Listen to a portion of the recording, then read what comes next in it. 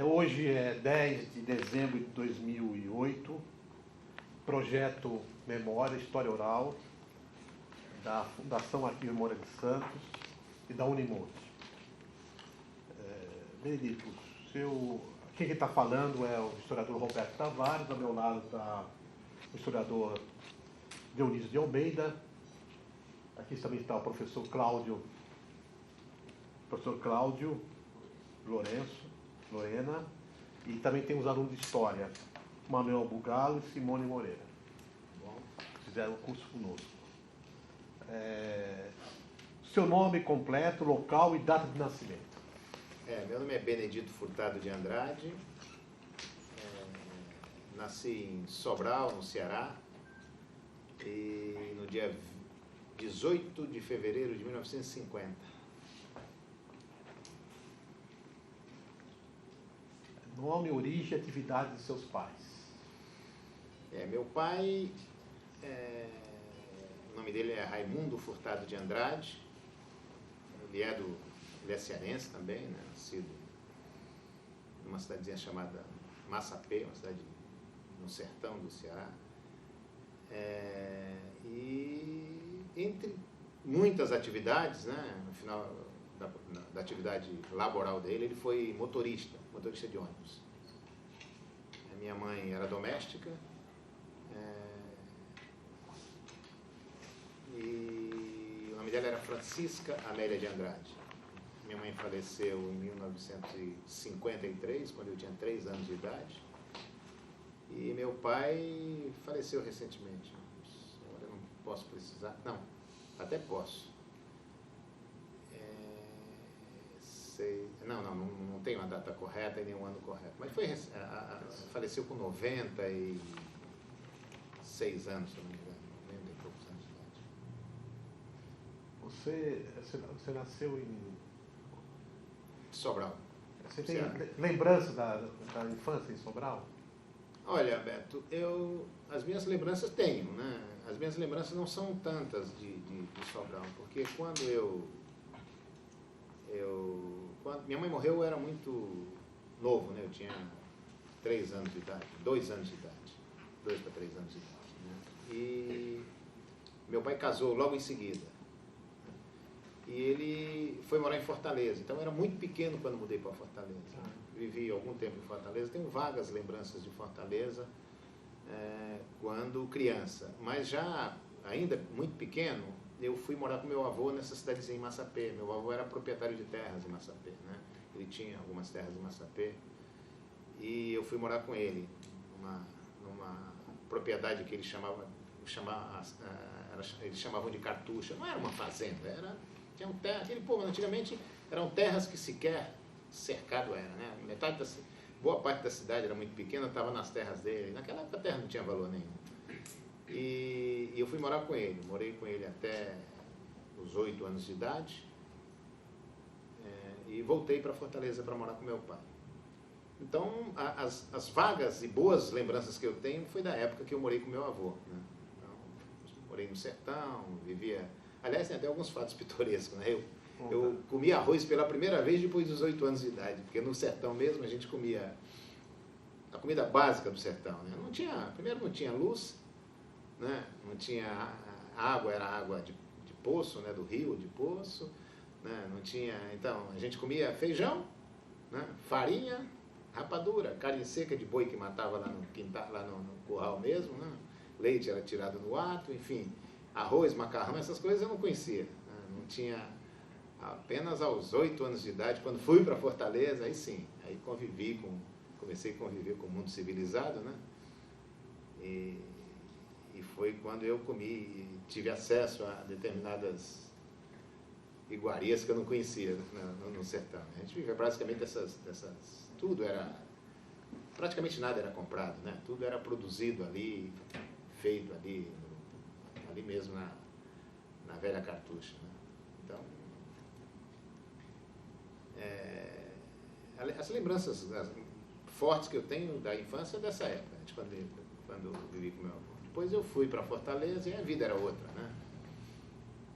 Fiquei em Fortaleza, morei 4 anos com com meu pai, com minha madrasta. Meu pai trabalhava muito, das 4 da manhã às 10, 11 horas da noite. E naquela época, essa coisa de... Já tinha até a jornada de 48 horas semanais, né, de 8 horas por dia, mas não era regra no Nordeste, né? Então, ele trabalhava das 4 da manhã às 10, 11 da noite, todo dia. Às vezes eu nem via meu pai. A não ser quando ia dar uma volta de ônibus com ele, né? Apanhava o ônibus e ia. E fiquei com ele até os 12. Né? E tive muita dificuldade, né? Porque eu vivia criado por madrasta, né? E aquele conceito de madrasta era real naquela época, né? E ela era muito severa, muito complicada. Eu e meus irmãos tivemos muita dificuldade. E eu estava me tornando, só para você ter ideia, eu quase não estudei lá, né?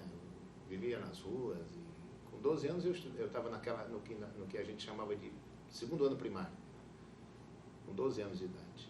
Aí um tio que trabalhava aqui no Porto, Francisco Dias Furtado, velho Chico, esteve lá, né?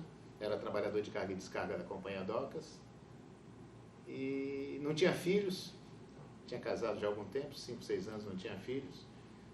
Parece que ficou meio penalizado de ver o sobrinho, né, vivendo naquela situação meio degradante lá, enfim. E acabou me trazendo para cá.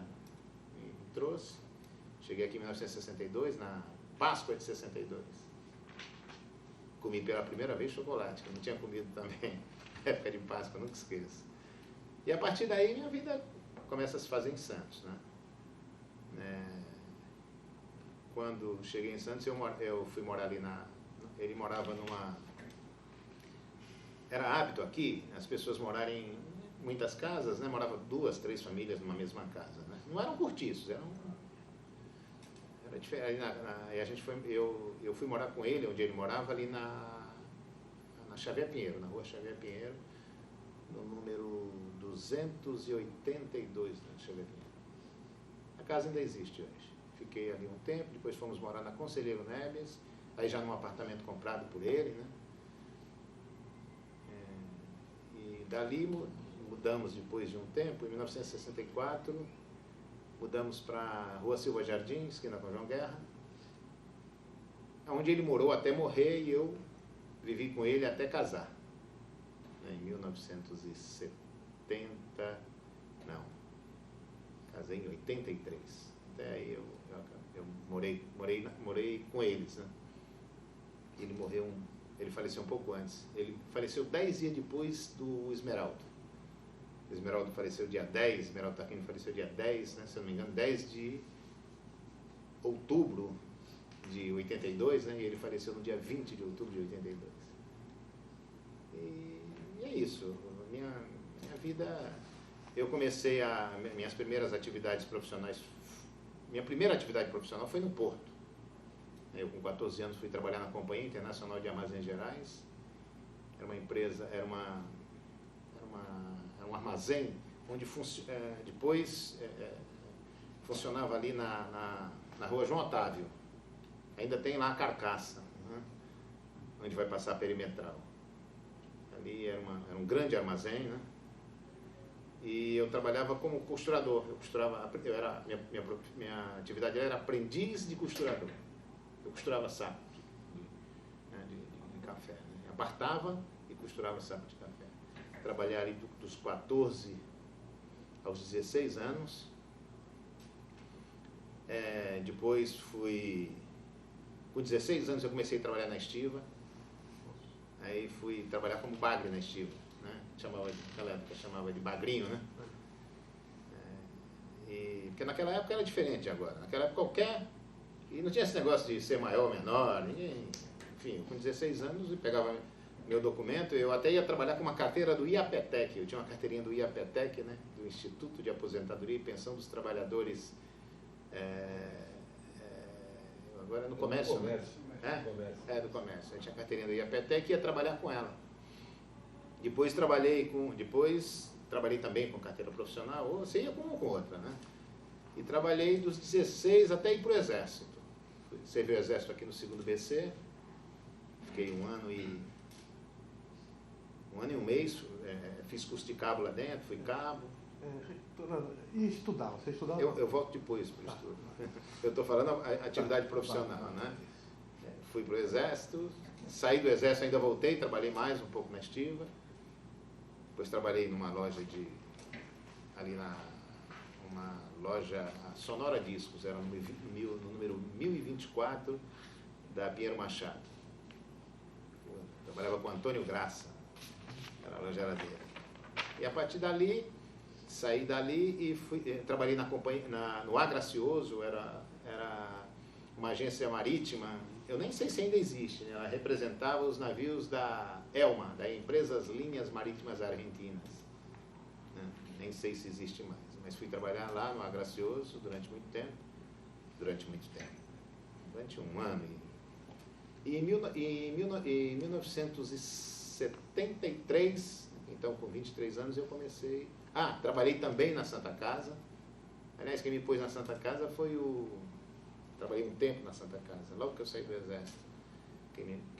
Pouquinho tempo. Né? Foi o então provedor, o advogado famoso, criminalista aqui em Santos. Zé Gomes. Né? José Gomes. Foi ele que me colocou me pôs lá, me empregou lá. E lá eu trabalhei na portaria, fiz tudo, até ajudar a arrumar uns defuntinhos lá, a gente arrumava, dava um jeitinho neles lá para... E entrei na Companhia Docas de Santos, né, na então CVS, em fevereiro, para ser mais exato, no dia 8 de fevereiro de 1973. Né? Aí começa a minha vida na Companhia Docas. Fico lá até me aposentar. Né? Em 1978 eu disputo a eleição do sindicato, aí, numa composição de uma chapa presidida pelo Antônio Gonçalves Pires Filho, que você conheceu. Eu saí na chapa como primeiro secretário. E aí, em função do meu trabalho na articulação da greve de 1980, eu me credenciei a disputar a presidência do sindicato em 1981. Disputei a eleição e ganhei. E a partir de 81, fiz várias gestões no sindicato. 81, 84, 84, 87, 87, 90, 90, 93. A partir de 93 eu resolvi que tinha acabado meu tempo, né? Acho que tudo tem limite, eu já tinha muito tempo no movimento sindical, eu resolvi. Na política, meu primeiro mandato se dá, na época, com a Thelma, né? Quando a Thelma foi candidata, em 1989, né? Fui vereador de 89 a 93. Fui 2 mandatos, na época da Thelma e na época do Davi. Fiz os 2 mandatos, aí concorri à eleição seguinte, no primeiro governo do Beto, não me elegi. Na outra eleição, concorri de novo e fiquei na primeira suplência, voltei a assumir a Câmara, quando o Fausto, que era vereador pela coligação, isso em já 2003, se eu não me engano, quando o Fausto assumiu a Assembleia Legislativa, né? Acho que em março de 2003. Aí, em seguida, na próxima eleição, me reelegi e agora fui reeleito de novo. Estudo eu vim, quando eu cheguei, eu estudei em Fortaleza, né? Porque quando eu estava em Massapê, na realidade não tinha escola, era uma salinha, uma professora dava aula para um monte de gente, né? E você sai de lá meio sem noção de nada, né? Mas eu estudei em Fortaleza no Grupo Escolar Juvenal Galeno, ali na Praça do Liceu. Bem do lado do Corpo de Bombeiros, lá onde o Genuíno ficou preso durante muito tempo. Né? Ele ficou preso ali também, na época quando ele foi preso lá no Araguaia, ele ficou ali, pegada mesmo, no colégio que existe até hoje o colégio. Né? Estudei lá, mas fiz o segundo ano, até o segundo ano primário, não concluí. Aí vim estudar aqui na Escola Docas. A Associação dos Empregados da Companhia Docas tinha, né, a sua escola, né, que era bancada pela associação. A associação era um braço, a gente chama de braço assistencial dos trabalhadores. Os trabalhadores portuários tinham toda uma organização, né? Tinha tinha a sua escola, a Escola Docas, tinha a associação, tinha a cooperativa, tinha os seus sindicatos, né? Tinha seu clube, enfim, tinha tudo, né? Nos áureos tempos. E eu ainda peguei essa fase, né? E fui estudar, né? Era uma boa escola, né? Concluí o primário lá, depois fui estudar no Canadá, que ainda era uma boa escola também, né? Estudei no Canadá um tempo, aí foi numa época que começou a faltar, houve uma certa... Santos começou a explodir demograficamente, muita gente tendo acesso à escola, aí o Canadá começou a abrir extensão, né? Tinha uma extensão aqui no Cesário Bastos, vim estudar aqui também no Cesário Bastos, estudei em várias escolas. E aí acabei durante um tempo, como eu estava, parei durante 2 anos, por problema de trabalho mesmo, que eu precisava trabalhar. Aí acabei voltando e fiz o que aquela época eles chamavam de madureza, né? Os cursos de madureza. Eu fui fazer em Joinville e Blumenau. Aí me concluí o 2º grau nesses cursos. Você fechava por matéria, né?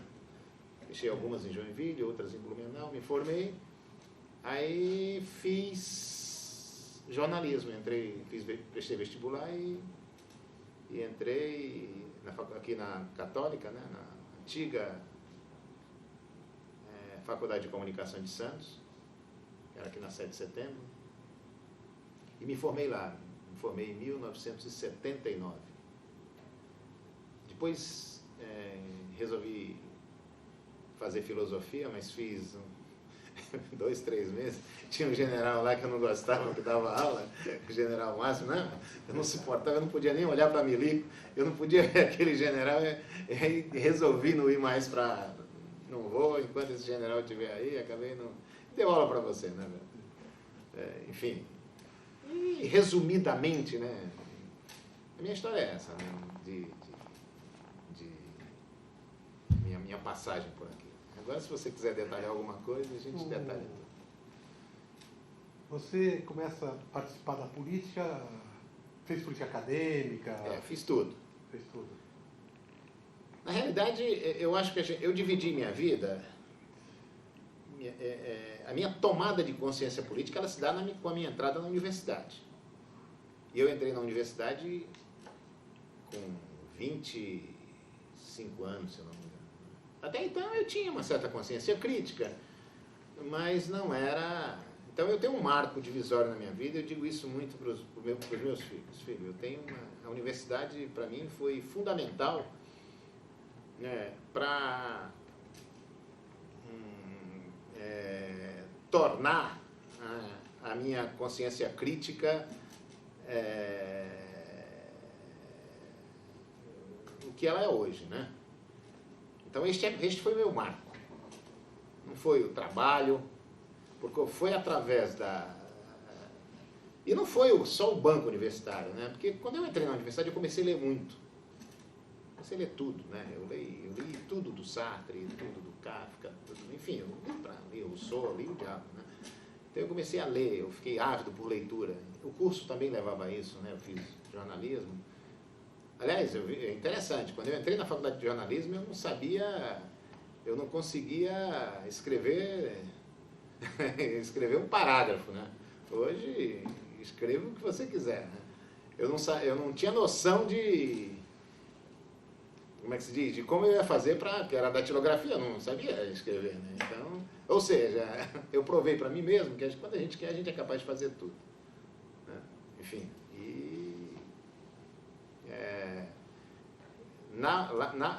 então, esse é um marco importante para mim, né? Eu tomo consciência política, isso era o auge da ditadura militar, né? 1975, né? E aí eu começo a exercitar 2 capacidades que eu acho que são inerentes do ser humano, mas que às vezes ficam, né? Que é a capacidade do sonho, né? A capacidade de sonhar, e a capacidade da indignação, né? Essas coisas começam a ficar muito acentuadas em mim, né? Eu comecei a sonhar muito, né? Sonhar com uma sociedade igualitária, né? Sonhar com, enfim, um mundo melhor, uma sociedade onde os homens não explorassem tantos homens, enfim, que houvesse mais solidariedade, E passei a aguçar a minha capacidade de indignação também. Isso é um dado que foi elementar para mim, né? E aí era qualquer coisa, como, por exemplo, né, numa aula, um dia eu tinha uma Brasília, né, vinha para a escola, né, saí correndo do trabalho, vim na escola, escutando a Voz do Brasil, aí dá na Voz do Brasil que o Alencar Furtado tinha sido cassado. Nunca esqueço esse dia. Aí eu vim puto, né? Era um dos nossos ícones, né? Freitas Nobres, Alencar Furtado, eram alguns caras da resistência do MDB na época. E eu cheguei na faculdade, tinha uma prova, aí a professora era professora de EPB. Ela está viva ainda, ela deve lembrar disso. Mora ali nem sei, não me lembro o nome dela, mora ali na Globo Viana. Casa cheia de gato que tem lá. Isa. Ela me falou uma graça, eu peguei a prova, joguei na cara dela, mandei ela pra puta que o pariu e fui embora. Mas ela não tinha nada a ver com isso. A minha indignação era com a porra do Alencar Furtado que tinha sido caçado e sobrou pra Isa. Eu acho que até nem sei. Até hoje ela não entende aquilo, né? Enfim, as coisas estão... Mas isso é próprio do jovem, né? Quando você é jovem, você toma medidas, né? Enfim, foi ali. E ali participei. No momento em que eu comecei a tomar uma consciência política muito forte, né? Eu passei a integrar o diretório, né? Aí só não fui presidente porque eu nunca quis ser presidente do diretório. Eu fui presidente do conselho, fui secretário, né? Fui vice-presidente, né? Tinha um grupo bom aí. Fala dos colegas lá. Ali eu fui na época do Mauri, né? Carlos Mauri Alexandrino, grande companheiro, né? Ali estudou. O Dorival foi meu calor, né? Foi calor. Aliás, meu primeiro contato com o Dorival, eu já era membro do diretório, acho que eu estava no 3º ano. Ele entrou, calouro, né? E ele era um cara muito... Não devem conhece o Dorival, não, né? O Dorival era um ativista, mas na época que eu conheci, né? Ele falava bem, argumentava, mas era muito quietinho, né? Aí eu fui convidar o Dorival nós íamos fazer uma manifestação, eu acho que na faculdade de Direito, lembra? Era o japonês, o presidente lá do diretório, nós íamos lá fazer uma manifestação, eu fui convidar o Dorival para ir nessa manifestação. Aí o Dorival disse, olha, eu não concordo com essas posições de vocês, porque eu entendo que vocês estão exacerbando, vocês precisam entender que o capitalismo não está esgotado, né? Que o capitalismo tem fases, que nós precisamos passar por todas as fases para depois pensar no socialismo.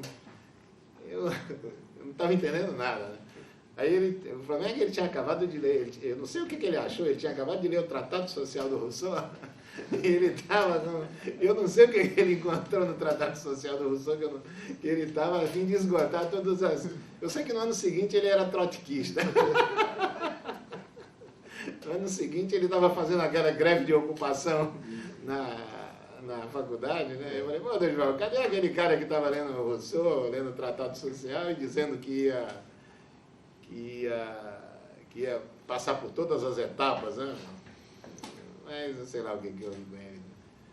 Eu sei que... Aí fui do diretório, né? Fui vice-presidente, fui tudo, né? Tivemos, na época, tinha vários grandes companheiros com a gente lá, né?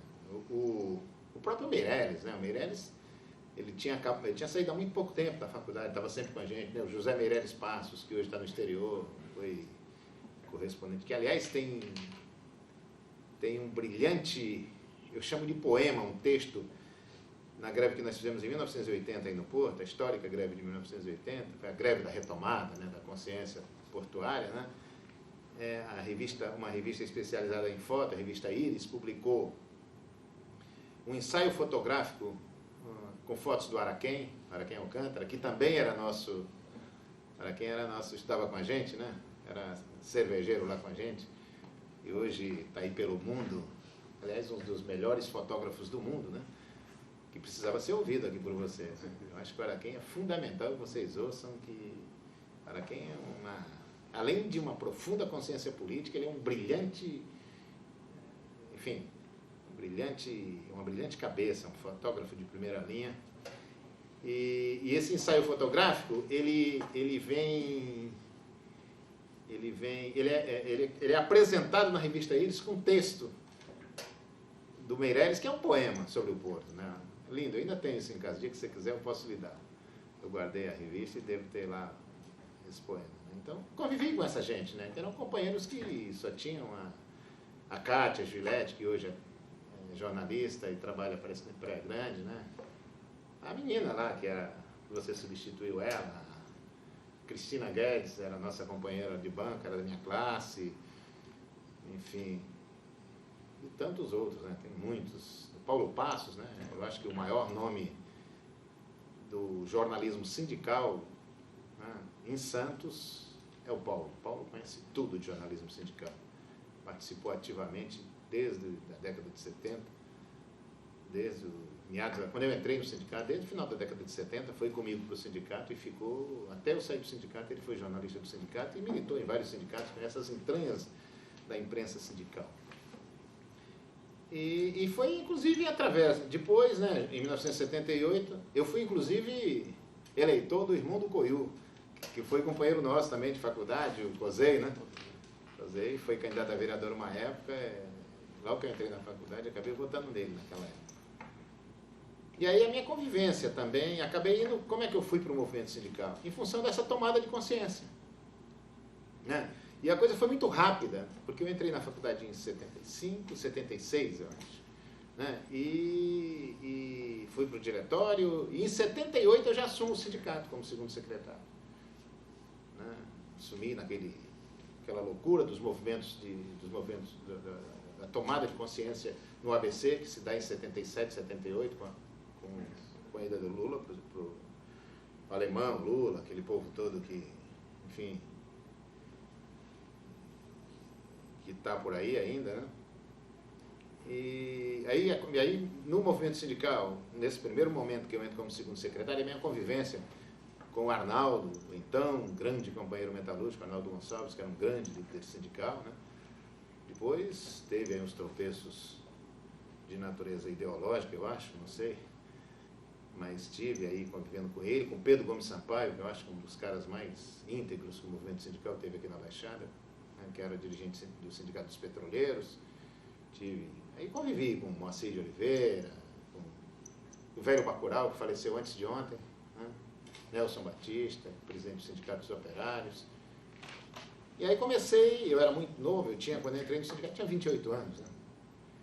E aí comecei a viver com a velha guarda, né, do meu sindicato, né? Que meu sindicato, ele foi então Sindicato dos Empregados na Administração de Serviços Portuários de Santos, São Vicente, Guarujá e Cubatão, era o nome do sindicato. Agora tem um nome muito grande que eu não consigo nem pronunciar, mas à época ainda existiam vários deles, né? Os caras que fizeram o sindicato, que criaram o sindicato em 1933, né? Enfim. E foi nessa época também que eu conheci o Reutemann, né? Que na realidade foi o meu grande mentor. Foi o cara que, no movimento sindical, me ensinou tudo. Tudo que eu aprendi de ética, de comportamento ético, de comportamento moral, de comportamento, enfim, de defesa, né? De defesa intransigente, acima de tudo, né? Dos trabalhadores, foi com o Reutemann. O Reutemann foi um marco. O Reutemann era um Leonardo Reutemann, né? Velho comunista, ele dizia que a grande satisfação dele era conhecer quase todos os presídios políticos do Brasil. Ele passou por todos eles. Ele viveu a vida passando de um presídio para o outro. Morreu numa atividade, né? Era um dos meus braços direitos. Eu pedi para ele, teve um evento, um congresso, era o congresso que se pretendia, né, fosse o congresso da unificação das centrais sindicais. Você lembra do Conclate, rachou o movimento sindical, depois teve um outro congresso que se pretendia unificar, né? E ele foi me representar nesse congresso, ele representava o sindicato nesse congresso. Onde era esse congresso? Esse congresso, Rapaz, eu não sei aonde foi. Eu não me lembro agora, a minha memória, te falei que a minha memória não é muito boa, né? Mas ele foi me representar nesse congresso, chegou em casa por volta de 11, depois de 2, 3 dias de congresso, chegou na casa dele, me ligou, eram 11 e pouco da noite, Furtado, deu merda, que ele defendia a unificação, ele era contra o racha. Aqueles velhos comunistas eram contra a racha, né? Eles achavam que... Sindicato dos Químicos em São Paulo. Foi? Eu não lembro. Eu sei que ele voltou chateado, indignado, né? Que criaram a CUT. Isso, foi esse congresso mesmo. Aí aí estava muito aborrecido, muito chateado, né? Eu sei que... Eu falei, olha, vai com paciência, a gente vai fazer o quê? Cumprimos nosso papel e tal, né? Isso era um pouco 11 horas, 11h30. 1h30 da manhã a mulher dele me liga que ele estava morto. Chovia chuva fina, o corpo dele foi para o Hospital dos Estivadores, ali para o velório,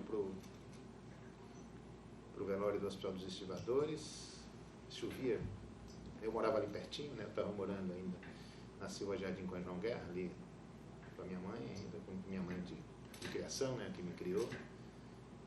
E aí fui lá, sozinho, né? De repente estava eu e aquele corpo. Aquilo foi um dos momentos mais tristes da minha vida.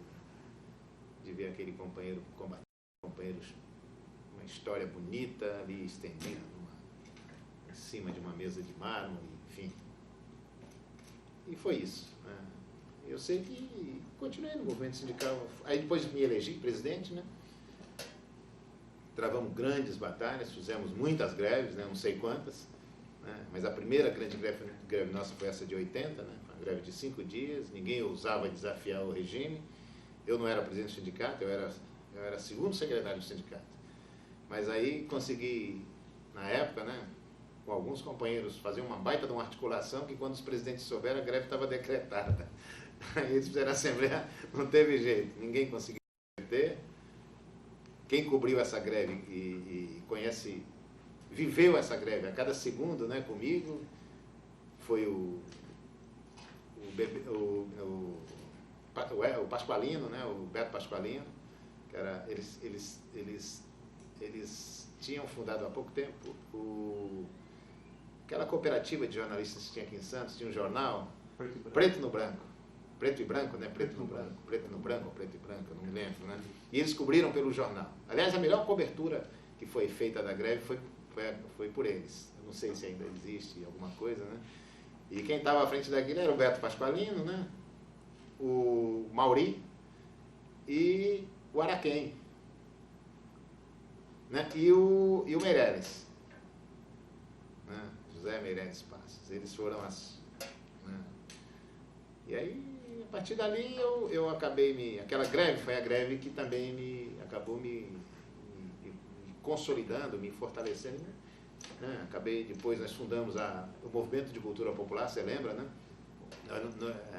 Eram proibidas as centrais sindicais e a gente precisava ter uma articulação dos sindicatos. Nós não tínhamos, como era que a gente ia fazer, né? Nós fundamos o MCP, Movimento de Cultura Popular, né? O logotipo era um boizinho, MCP, né? Aí trazíamos, por trás de uma série de atividades de natureza cultural, né? Trazíamos peças de teatro, a gente discutia, né, as questões sindicais, a gente encaminhava as propostas do movimento sindical, né, via MCP. O Zé da Lua. O Zé da Lua, Zé de Oliveira. Zé de Oliveira era meu parceiro no MCP. Era eu, ele, eram 3 que cuidavam. Eu, ele e o Pedro, né? Que nós cuidávamos tocávamos o MCP, tocamos durante muito tempo. Depois, aí criamos a unidade sindical, né? A unidade sindical da Baixada Santista. E também era comandada por uma... Não tinha presidente, ela tinha uma direção tripartite, né? Fui eu, Arnaldo, Pedro, eu sei que eu tive em quase todas os triunvirados que teve aí da unidade sindical, eu fui de quase todos eles, acho que até de todos eles, né? Enquanto ela subsistiu. E esse nome, unidade sindical, era uma coisa muito do partidão, né? Partidão tinha muito essa coisa de unidade, né? A gente, pregava unidade, mas não fazia muito, né, velho? Então, eu fui também diretor durante um tempo do DIAP, né, do Departamento de Assessoria Parlamentar, né? Fui diretor da Confederação fui vice-presidente para assuntos portuários da Confederação Nacional dos Trabalhadores em Transportes Marítimos, Fluviais e Aéreos. Tinha uma vertente marítima, uma vertente aérea, né, que eram os aeronautas e os aeroviários, os marítimos e os portuários. Eu tinha a vice-presidência dos portuários. E na realidade, esses foram os cargos que eu ocupei, né? E onde eu militei. Influências políticas, partidos, organizações... Olha, Beto, eu na realidade é o seguinte, eu sempre tive, né? Eu nunca fui, eu diria que filiado, até naquela época eu não tinha filiado, né? Eu era militante do partidão, era um cara que, não era militante, era influência, tinha influência do partidão, eu me identificava com o partidão, né? Com o Partido Comunista Brasileiro, né? Tinha, a ponto de, por exemplo, isso aí, você vai no meu gabinete, você viu lá, né? Quando o velho Prestes foi anistiado, né? Uma das primeiras cidades que ele veio foi a Santos. Ele veio fazer uma conferência. Eu não sei se tu deve lembrar do Benê, que era o Sindicato das Pedreiras, lembra? O Benê era prestista, eles não eram comunistas, ele era prestista, né? Porque tem uns prestistas que eles não queriam dizer que eles eram comunistas, eles eram prestistas, né? O Dudu que é um, né? O Dudu que até hoje se diz prestista. Eu não sou, tá louco, mas se diz prestista. E o Benê foi lá com o pessoal das pedreiras, né? O sindicato nem existe mais, né? O sindicato dos trabalhadores nas pedreiras. Aí ele foi lá me convidar, porque o camarada Prestes estava vindo aí, ele queria que eu presidisse a conferência do camarada Prestes. Aí eu falei, Benê, tudo bem, não tem problema nenhum, é um prazer, né? Quando vai ser? Onde vai ser? Vai ser domingo, 8 ou 9 horas da manhã, no Sindicato dos Metalúrgicos. Falei, Benê, 8 horas da manhã, 9 horas da manhã, domingo, 9 horas da manhã no sindicato, não vai ter ninguém, Benê. Tu é louco? Não, que nada, nós vamos mobilizar as massas e o camarada Prestes vai estar aí. Depois nós vamos levá-lo no Cine, para um outro grupo, no Cine Independência, lá no Cine Teatro Independência. Aí eu fui, né, meu? Cheguei no Sindicato dos Metalúrgicos domingo, cedinho, né? E de repente começou a chegar gente. Não sei se você estava lá, velho. Eu estava no Cine. Encheu de gente 9 horas da manhã para ver o Prestes no Sindicato dos Metalúrgicos. Eu nunca tinha visto quando eu era no domingo, meu. Eu pensava que nem ninguém. E o velhinho encheu o metalúrgico. Eu tenho uma foto até hoje, uma foto tirada pelo Wilson Mello. Fotógrafo, jornalista, né? Então essa identificação minha, né, esse povo, e o povo também, o pessoal do Partidão tinha uma profunda identificação comigo, né? Tanto é que tive, por conta dessa aproximação, dessa identificação, eu estive em Cuba, né? Convidado pela Federação Sindical Mundial em 1982, eu fui lá no 10º Congresso da Federação Sindical Mundial. Naquela época era proibido, a gente não podia ir para Cuba, não tinha visto, né? Então a gente pensava que íamos escondidos. Aí, daqui fui eu e o Zé de Oliveira e o Pedro, né? Eu, o Zé de Oliveira e o Pedro. Mas foram 24 do Brasil inteiro. E lá encontramos a Conceição, que era uma menina que vivia no México, uma das meninas que havia sido trocada no sequestro, num dos sequestros em São Paulo. Ela foi uma das pessoas que foi trocada, parece que pelo embaixador americano e tal, né? E primeiro ela esteve na Tchecoslováquia, esteve na União Soviética e estava vivendo no México. E ela depois se agregou à delegação brasileira nesse 10º Congresso da Federação Sindical Mundial lá em Havana. A Federação Sindical Mundial era uma federação de cunho comunista, né? Era considerada a maior Federação de Trabalhadores do Mundo, e era, na realidade, bancada pela União Soviética na época, né? Tanto é que as passagens vieram, eu não paguei nada, recebi passagem, recebi uma contribuição em dinheiro mesmo para ir, para manutenção. Lá toda a alimentação foi por conta do Congresso. E nós fomos, daqui fomos nós três. Eu, o Pedro,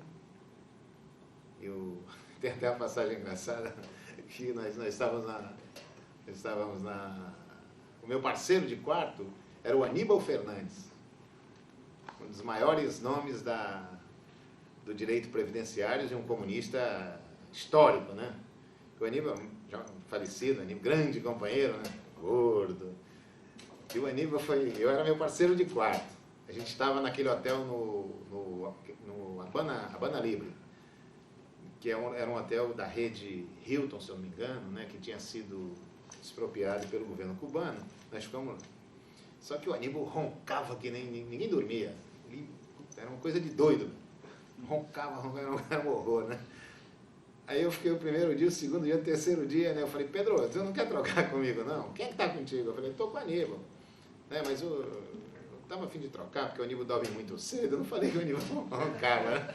Eu sei que ele acabou se conversando e todo mundo tinha né? Todo mundo gostava do Aníbal, uma figura, né? Troquei no dia seguinte, o Pedro queria destrocar, queria voltar. Pô, deu sacanagem, acabou ficando o congresso inteiro lá, não dormiu mais um dia. Eu sei que na realidade, a influência que eu tive foi essa, Beto. Foi a influência do Partidão, né? E ajudava vocês, né? Ajudava o MR8, né? Também ajudava todos os segmentos de esquerda, né? E aqui em Santos, o pessoal que tinha uma atuação maior era o pessoal do 8, né? E o pessoal do Partidão. O Partidão controlava, de certa forma, não controlava, né? Tinha simpatizantes em alguns sindicatos, né? Nos sindicatos portuários, no sindicato metalúrgico, no sindicato do petróleo, alguma coisa nos bancários, né? Enfim, tinha lá na alimentação, tinha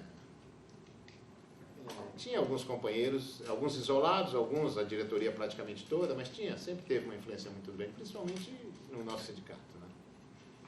Vinícius, fala dessa relação aí, né? Você falou da sua atividade no movimento estudantil, no sindicato, e essa época da ditadura aqui em Santos? Olha, era um negócio, a gente não media. Eu, quando pego este pacote aí, que o Beto pediu para me mostrar para ele, isso aí é um resumo, né, das diversas, espécie de um dossiê, né? Isso aqui dos diversos serviços de informação, né? Porque tinha serviço de informação em tudo quanto é lugar. Tinha na polícia, tinha na Guarda Portuária, tinha a Polícia Federal, tinha a Polícia Militar, tinha a Marinha. A Marinha era o Senimar, né? Eu, por exemplo, quando eu assumi o sindicato, uma das primeiras visitas que eu recebi foi do Capitão Aldo, né? Que chama de Capitão Aldo, que era o homem da Senimar, né? Ele queria vir cagar regras para mim, dizer para mim como era que eu tinha que atuar no sindicato. Você é novo, você não mede as consequências daquilo que você está fazendo. Quando eu vejo isso aí, e eu só peguei os resumos, que se você quiser os relatórios, você tem que pedir depois, né? Mas eu vou até pedir depois, vou pedir os relatórios. Deve ser muita coisa os relatórios, porque aqui é só um resumo, resumo. Cada atividade que eles espionavam, eles faziam um resumozinho. Aí só estão os resumos, né? E se você quiser alguma coisa, você pega o númerozinho do resumo e eles mandam o relatório. E naquela época, na faculdade, por exemplo, quantas foram as vezes que a gente foi parar, às vezes por causa de um boletim, a gente ia parar na Polícia Federal, para explicar as razões daquela. Não tinha nada a ver. Você via, o Beto lembra disso, né? Na realidade, eles estavam presentes em tudo, né? Eles tinham gente em tudo, quanto é lugar. E a gente não sabia, a gente acabava desconfiando de tudo e de todos. Mas você é jovem, né? Essa paranoia sai na urina, né? Você não mede as consequências daquilo que você faz. Então, o que tinha que fazer, a gente fazia, né? Greve a gente fazia, e greves pesadas, né? Você desafiar eles naquela época complicado, né? Mas a gente fazia, a gente não media, a gente não tinha essa... Eu tive medo, apenas num determinado momento. Eu era presidente do sindicato, não me lembro ainda se... Foi uma época que eles... Foi naquela época que houve que o Arnaldo, aliás, o Moacir foi preso, foi para o doicode, na época que morreu o Vladimir Herzog. Naquela época houve um arroxo e eles começaram a prender todo mundo. Né? E eu era uma das cabeças aqui, né, do movimento sindical. Né? Então, eu recebi um telefonema, não tinha celular, né? Recebi um telefonema, embora eu morasse com a minha família, eu tinha um apartamento na Realberto, né? A gente chamava de Matador, era um matadourozinho que tinha lá na Realberto. Pertinho da casa do Beto, lembra? Era 2009, né? 202, apartamento 2009, 209. E aí o que aconteceu? Aquilo, quando deu aquele bochicho, aí ligaram para minha casa, a minha velha começou a recolher tudo, porque você tinha muito material escrito, muito, né, livros, isso e aquilo, e um livro em casa, qualquer livro de tendência de esquerda era um crime, o que é um absurdo, né? Uma foto de um cara de esquerda, de um Fidel, de um Che, tudo era crime, tudo era, para eles, tudo aquilo te ligava, né? Enfim, era uma paranoia.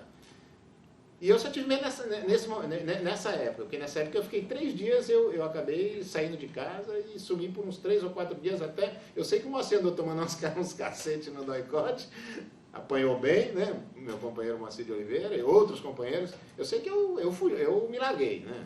Não vai me pegar assim fácil. Fizemos a princípio uma vigília nos sindicatos metalúrgicos e tal, mas quando a coisa começou eu falei, peraí, eu deixei a molecada lá e falei, olha, eu tô indo, se você... Porque, claro, você tem medo, você tem coragem até um determinado limite. Então, eles tinham atuação permanente, né? Na faculdade, monitoravam a gente que dirigia, né?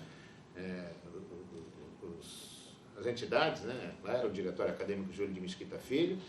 No sindicato, o Senimar, tinha o cara lá, né? A gente ia, ele convidava a gente para ir ao Rio de Janeiro, lá no 2º Distrito Naval, uma salinha, botava a gente numa salinha de 2x3, o cara sentava na frente e queria que você desse satisfação, mas o que aconteceu foi o seguinte, naquela época, né, eles começaram a verificar esse tal de Aldo, né, porque eles tinham uma relação meio promíscua com os dirigentes anteriores, era uma relação eles pactuavam, né? Na realidade, os caras enganavam os trabalhadores, enfim. E quando você entra com uma nova vertente, com uma nova visão. Então, o que era dito para eles era o seguinte, olha, Aldo, ninguém está querendo derrubar nada, ninguém está querendo pôr nenhum, nós queremos representar bem os trabalhadores. Os trabalhadores estão com salários baixos. E aí a gente ia para o discurso, né, do discurso dos pleitos salariais mesmo, dos pleitos econômicos, não tinha jeito. Mas você sabe que isso pode levar à greve, e o seu relacionamento com todos esses comunistas que eu era novinho, né? Eu falei, não, pô, os caras são meus amigos, eu vou deixar de ser amigos do cara porque o cara é comunista e tal, né? Mas nós sabemos que você está no meio deles, sabe esse tipo de papo, enfim, porque eles tinham certeza, mas não tinham. Né? Eles viam junto, eles estavam sempre junto, iam nas reuniões, eles sabiam em todas as reuniões, por exemplo, minha ida para Cuba, está tudo relatado aí. E nós fomos escondidos. Quando nós saímos daqui para ir para Cuba, nesse congresso, né, nós fomos via Lima, nós viajamos para Lima, para o Peru. E lá na embaixada de Cuba em Lima, é que pegamos o visto, o nosso passaporte deu entrada em Lima e deu saída de Lima. A gente estava em Lima, mas eles sabiam. Até o discurso feito por nós, em alguns discursos, quem falou, o que não falou, eles sabiam. Ou seja, entre os nossos tinha alguém que deu informação. Então é complicado, você não escondia muita coisa desses caras, esses caras eram muito bem informados. Né? Se você pega aí agora, depois que eu peguei isso aí, eu falei, eu pensei que aquela ida da Cuba ninguém sabia. Eles sabiam de tudo, cara. Eles tinham uma rede de informação muito bem montada. Agora, nós na época, eu falo por mim, né? E alguns que militavam comigo, nós não tínhamos essa noção de perigo tão exacerbada, né? Até porque eu nunca fui preso e eu nunca apanhei. Né? Eles faziam algumas ameaças veladas, te chamavam, te davam umas duras e tal, impressionavam, mas nunca chegaram a me bater, enfim, e ficava naquilo, né? Mas você sabe que o limite entre um aperto e te botar na guilhotina era isso. Mas a gente não tinha muita noção disso, né? E aquilo que eu te falo, né? Esta que eu falei no começo, que essa capacidade de indignação, ela suplantava isso, né? Você tinha tanta raiva, né? Bronca do regime, que tu acabava esquecendo. Esses malucos saíam de madrugada para pichar a parede, para fazer o diabo, amanhecia o dia, estava tudo pichado, aí estava tudo... Né? Era uma coisa que, em tese, é inócuo, né? Mas que a gente fazia aquilo que a gente podia fazer naquele momento, né? Enfim. Eu sei que todo esse período, essa coisa começa a atenuar. Essa coisa começa a atenuar já depois já na era Geisel, né? Aí ela começa a dar uma atenuada, né? Aí vai aliviando, na época Figueiredo alivia mais um pouco, e até a gente conseguir viver sem pressão. Mas não dá para você dimensionar. Eu não posso dimensionar porque é aquilo, eu vivi realmente uma fase de transição. O período duro mesmo da ditadura foi em 68 e teve, na realidade, aquele aperto na época do Herzog, que foi com o Ednardo, com o general Ednardo, com aquele... 74, 75, depois, enfim, isso vai até 78, 77, enfim, com o início da reorganização do movimento sindical, né? Ainda tem uma certa, mas depois começa a atenuar, né? Dá uma atenuada. Mas, de qualquer forma, os caras ficaram vigilantes, e se é que não estão vigilantes até hoje, né? Eu não sei, diz que eles nunca desarmam suas armas, né? Satisfeito? Tem mais alguma coisa? Uma coisa que você gostaria de ter tempo, né? Não, eu não tenho. Não, mas tem agora tem 5, 6 minutos para virar a fita, depois continua. Então, eu gostaria que você, nesse período mesmo ainda, falasse um pouco do MCP. Acho importante falar um pouco do MCP. O movimento popular foi uma coisa muito interessante, né? Na realidade, a ideia veio quando eu estava na faculdade. Quando eu estava na faculdade, nós não fazíamos, eu não sei agora, mas nós não fazíamos trote. Nós iniciamos, na minha gestão, quando eu estava no diretório, nós iniciamos o que nós chamávamos de trotes culturais. Nós não fazíamos mais aqueles trotes, passamos a fazer trotes culturais. O que era isso? Pegava uma semana e cada dia da semana tinha uma atividade diferente, culminando no último dia com uma churrascada, com uma confraternização. Então, eu lembro que num desses trotes, nós trouxemos o então deputado estadual Eduardo Suplicy, ele era deputado estadual, nós trouxemos ele para falar, que aliás foi um fracasso, que ele fala muito mal, né? O Sindicato dos Metalúrgicos chapado e ele com aquela retórica chata dele, que ele não segurava o universitário, molecada de 18 anos, né? Não segurava nunca, né? Foi uma coisa chata. No segundo dia, trouxemos um cara que hoje ele tá meio... Ele trabalha hoje na Praça é Nossa. Hoje ele faz o deputado corrupto. Né? É o Saulo Laranjeira, aquele cara. Aquele cara era um brilhante cantor e compositor. Ele cantava, compunha e criava personagens. E a gente nós trouxemos o Saulo, né? Trouxemos várias atividades culturais. A partir dali veio a ideia da gente montar o MCP, porque a gente queria uma alternativa.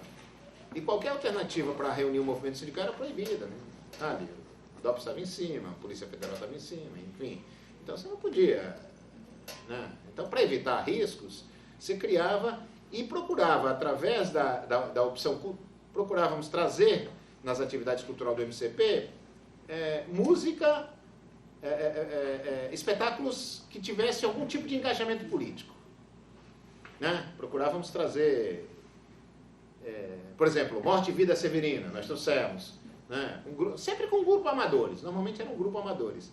E a gente reunia lá 100, 150, 200 pessoas, enfim. Fazíamos shows com grupos marginais. Chegamos a trazer, por exemplo, aquele menino que eu tenho um profundo respeito por ele, que morava no Morro do Vidigal, não sei se ainda mora, que canta a música tema do Ponto de Partida, não é o nome dele?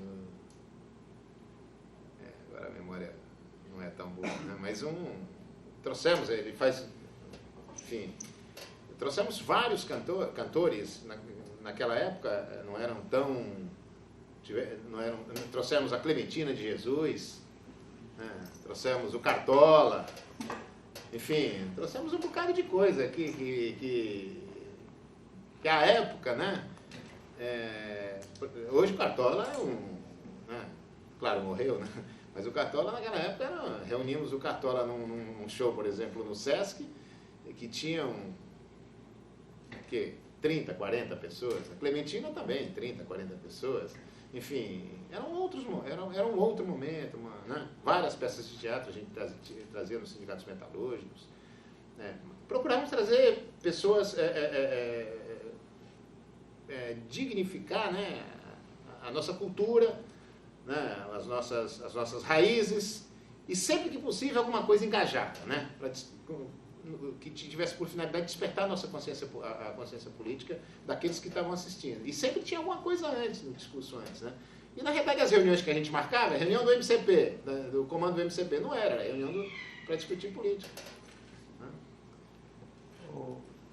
Vereador, nós queríamos agradecer aqui em nome da Fundação aqui do Memória de Santos, da do Monte, que você fizesse as palavras finais, né, dessa fase da sua entrevista. Olha, Beto, primeiro eu queria agradecer a vocês pelo convite. Não sei se o meu depoimento servirá para alguma coisa, né? Eu acho que eu confesso que eu vivi uma fase muito boa em Santos, né? Santos, eu costumo dizer que essa cidade, a Santos e o Porto, né? Eu costumo dizer que tudo que tenho e o que sou, eu devo ao Porto e a Santos. Né? Quando eu digo ao Porto e a Santos, eu digo ao povo do Porto e ao povo de Santos. Né? Eu nunca esperei na minha vida chegar a presidente do sindicato, que dirá vereador. Então eu suplantei todas as minhas expectativas em função disso, né? Eu sou um cara eternamente grato. Né? Eu acho que eu vivi um momento muito rico na história da nossa cidade, na história do nosso estado e do nosso país. Né? Procurei, dentro dos meus limites, dar a minha contribuição para isso. Né? Dei minha contribuição no movimento estudantil, dentro dos meus limites, dei dentro do movimento sindical, dentro dos meus limites, e tenho agora dado na vida pública como político, né? Tenho procurado dar minha contribuição. Não sei se ajudei a mudar alguma coisa, né? Mas procurei, sempre nos meus atos e nas minhas manifestações, enfocar duas questões. Né? A primeira é o seguinte, tentar despertar nas pessoas, né, aquilo que eu chamo de consciência crítica, que foi aquilo que me formou, foi isso que me formou. Né? Eu sempre procurei fazer isso. E em segundo, procurei preservar, né, e com as minhas atitudes, fazer o que eu faço direito, né, principalmente em agradecimento ao povo da nossa cidade. Eu acho que o povo de Santos é um povo maravilhoso, né? Santos é uma cidade bendita, né? Enfim, e merece mais do que a gente dá para ela. Então eu queria agradecer a vocês e me colocar à disposição. Se precisar de mim, a qualquer hora estarei por aqui. Muito obrigado. Muito obrigado.